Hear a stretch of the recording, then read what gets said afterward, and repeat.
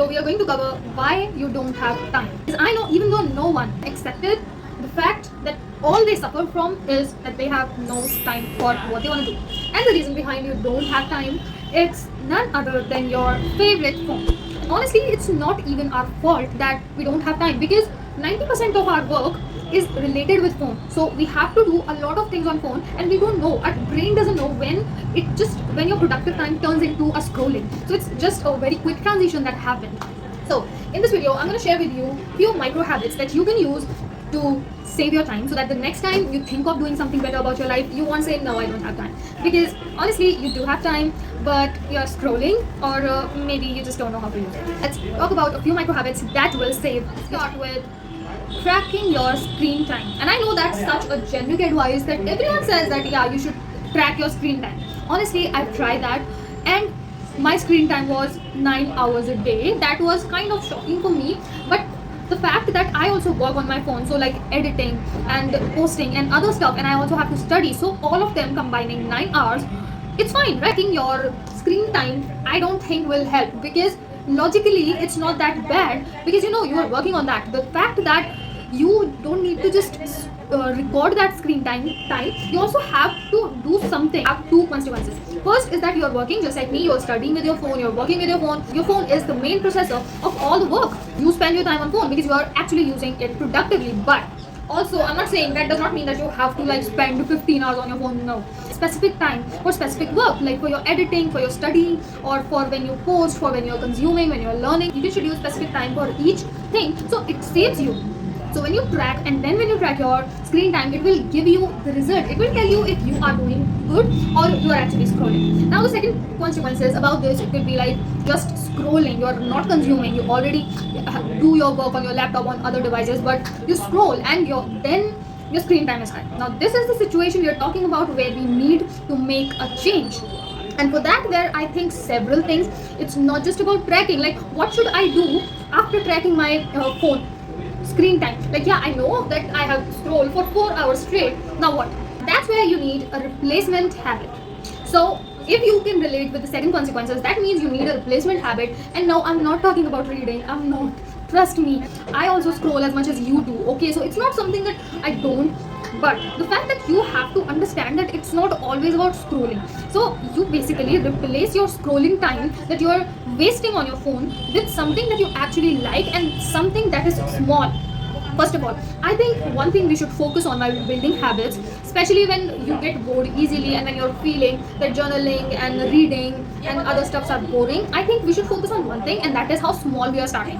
And that's why micro habits are real savior for people like us who just can't stick with such big looking habits. Apart from reading and journaling and painting and cooking, so there are so many things that you can try, so many habits that you can try instead of scrolling. A habit of scrolling with something, it should be something fun that give your brain dopamine, because you are trying to escape cheap dopamine with something that was actually fulfilling. Now I'm not even giving you example of like go outside and walk, listen to music, and do whatever the f you want to go do, but do something that give you real dopamine and that help you feel motivated and not feeling like, why I have scrolled so much. So replacing the habit with something smaller, do you think that will do just the job?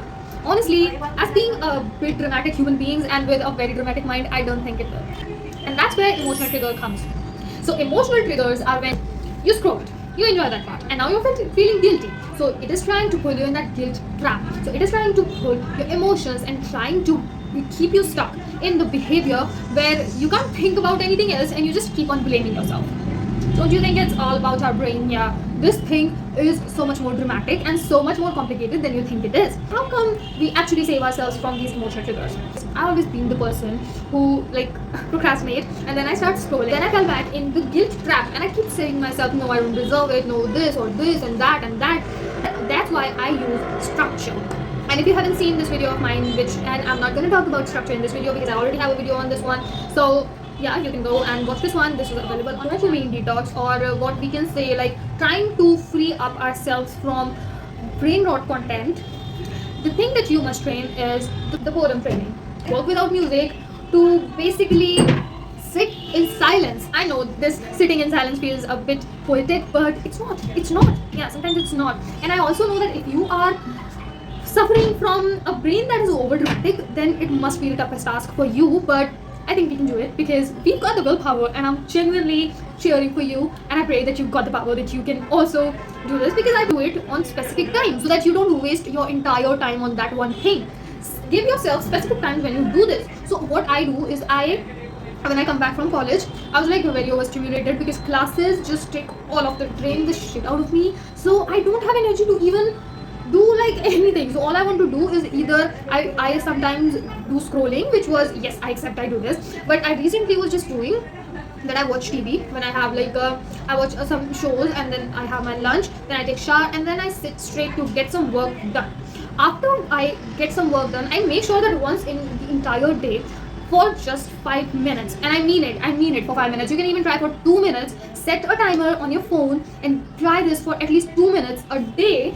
You sit with no phone, no music, no TV, no person, just sit in your room without doing anything. And yes, I mean, you are not supposed to do anything. You have to just sit in silence with your thoughts. I know the first 2 days you might be feeling that you should just quit, and this shit is so annoying because your brain is trying to tell you everything that it shouldn't. But after a few days, it will calm down because it will listen to you. But it was like a toxic boyfriend who just can't listen to you. But after a few days, it was like kind of fine. Yeah.